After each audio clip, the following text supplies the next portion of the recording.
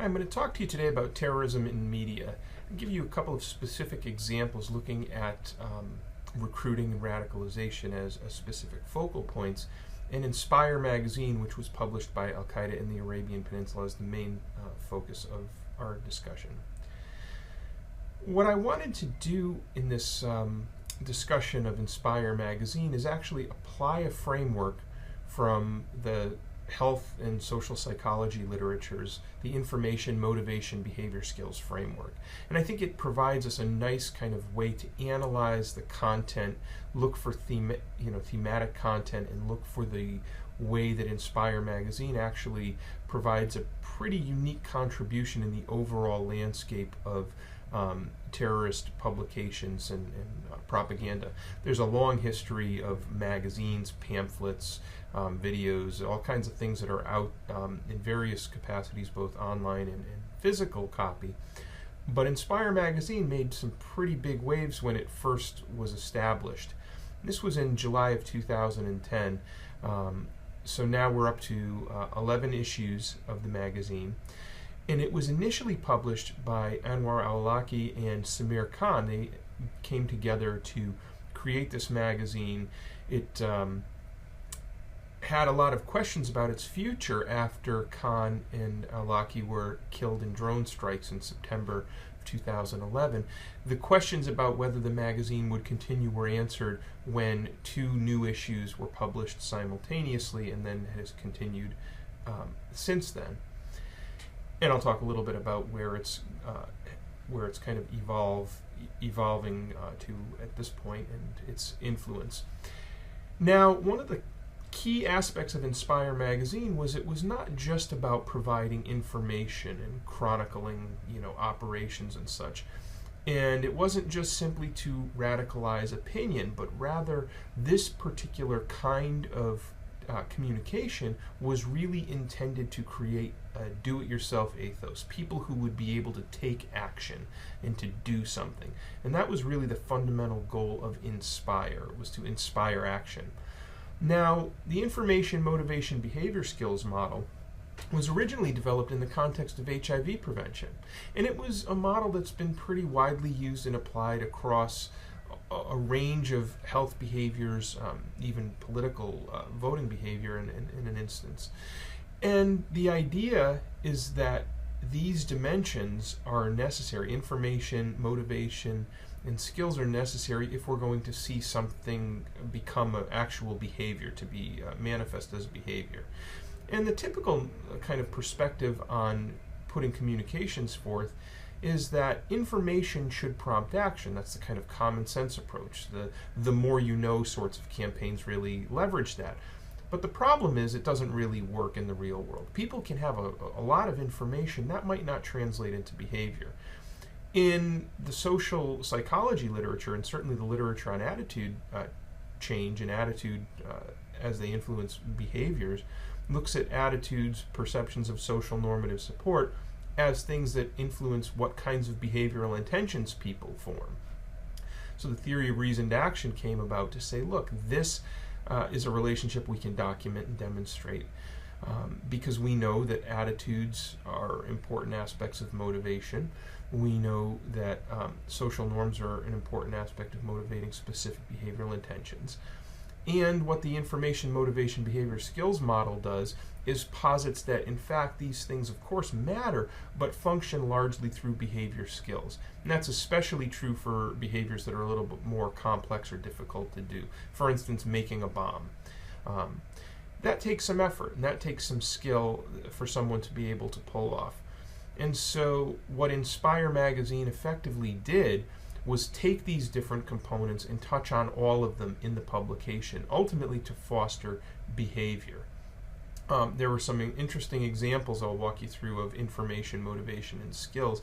And one of my favorites is this ultimate mower, the ultimate mowing machine, which essentially in the fine print says you can take a truck or an SUV, weld sheets of metal to function as blades, and then drive through a crowd. Now this sounds more like a bad horror movie than an actual terrorist plot. And the point is to kind of create that sense of shock, right? To kind of really scare and terrify people while capturing the public's imagination and to evoke really significant fear. So this particular plot, thank goodness we have not seen this done yet, but the broader idea is for people to use their imagination to come up with things that they could do without having a real high profile right up until the point of becoming active. So the idea is to create this do-it-yourself ethos where people can do things that will allow them to be successful. Information is a prominent feature in Inspire magazine. It uses information gleaned from Western media sources and so-called experts, looking at the political elite, looking at news and media commentaries. It also provides information about the fundamental problems as defined by Al-Qaeda and the Arabian Peninsula's editorial staff here, and tying into the broader kind of jihadist narrative. But it gives you information about perpetrators, about victims, about causes and problems. And it basically puts forward a logic that means that no one in the West is innocent, in particular in the United States. The basic kind of logic goes that, look, you're a democracy, you're all taxpayers, you all then indirectly or even directly support efforts that are oppressing Muslims worldwide. This is kind of part of the Al-Qaeda narrative more broadly. Inspire takes that and runs with it. It also shows that there is financial harm that they can cause. Operation Hemorrhage is one that they dubbed when, if you remember, the plots to put bombs into laser jet toner cartridges, and it caused a huge deal of economic damage, or at least really caused some problems.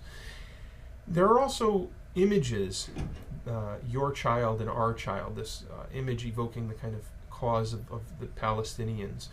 These are things that are pieces that really dovetail into information and start to touch on attitudinal and normative aspects, but that really put that forth. Motivation, I think, is really one of the very key points in the Inspire formula. Much of the magazine, the publication, is really devoted to motivation and then some to skills. But motivation is right in the title. One critical aspect of motivation is people having a perception of vulnerability or threat. And right in the title is this notion of someone, a person being killed or perishing, this act of dying. And so in order to address that, you need to get involved, you need to get active. So that title itself highlights perceptions of vulnerability and severity of the consequences. So the information piece says, look, here's the problem. The motivation aspect heightens that kind of salience. Here's why it's directly relevant, a threat to you. And then further enhances the motivational aspects by evoking social comparisons. Samir Khan's famous article here, I'm proud to be a traitor to America. So here's an American who's joined the cause. Examples like My Life in Jihad, or article about knowing particular key figures. And there are many of those. And they show how people get involved, why they get involved. They establish that basis for comparison. And so unless people are starting to get active in doing things, they are at risk. It also gives examples about this kind of real-world sort of portrayal of people like Faisal Shahzad, who have tried to engage in direct action. It puts the issue of getting involved in jihad as a very stark choice. You either do it or you don't do it, but there's no in-between. And one of the things that Inspire really tried to do was to make that difference more stark and more salient, to really push people, make a choice. You have to do something. You have to act. Again, the fundamental goal is to motivate action, and this visual here is one of my favorites in that it shows this knife. Now, a knife is simple. Everybody has an access to a knife, for instance. And the text really puts it in perspective. It's ready for you. It just needs you to make the choice, to do something, to get involved. The skills piece is what really sets Inspire apart, though. And I think, again, it's not that Inspire had particularly new information or new motivational content or skills. In fact, a lot of the arguments, a lot of the technologies were pretty well-trodden territory and available before.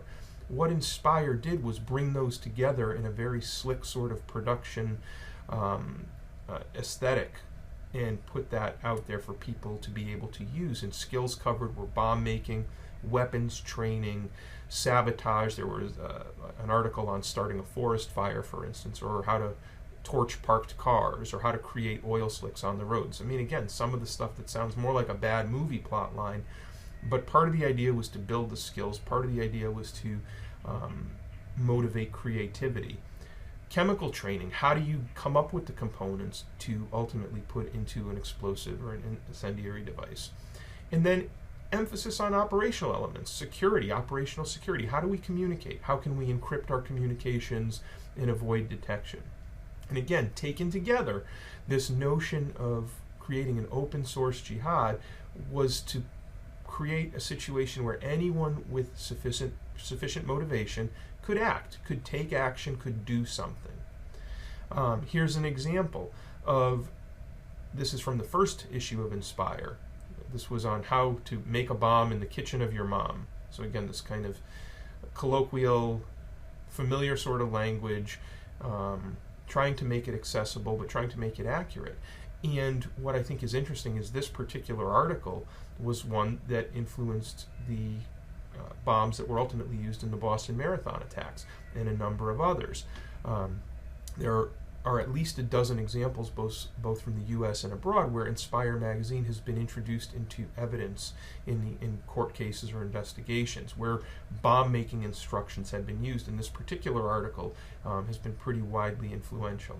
So this is important. Others who have engaged in terrorist actions have actually penned articles thinking, once I pull this off, I'm going to get this thing published in Inspire. So people have this awareness of this publication, have drawn from it, and some of whom have even wanted to contribute back to it. It provides technical details for operations while couching them in terms of trying to provide an overarching logic. Again, with regard to the Operation Hemorrhage, the plot to blow up cargo planes, the idea was that, why would you try to increase security measures, those of you in the U.S.? Why not just try to fix the problem and stop inserting yourself into others' world affairs? And it puts these equations forth that I specify here. Our security equals your security, and our insecurity is your insecurity. And they kind of put this out there. And so they try to appeal to a logic, but again, that logic has been shaped over the course of the publication and certainly other aspects of the broader jihadist milieu of materials and forums that are out there. So again, it's a very interesting way to engage in propaganda, because it basically asks questions that we know what the answers are going to be. We know what the prescription is. It gives this obligation sense repeatedly, time and time again, in trying to encourage people to join up with this broader cause. Now, what's interesting is, as Al-Qaeda Central has sort of evolved away from being this more centralized structure, and with the release of the bin Laden documents, we got a little bit of insight into some of this tension. What Inspire is trying to do is get people to take action wherever they are and with whatever they can muster. Now, bin Laden didn't like this approach. He wanted to really micromanage the Al-Qaeda brand.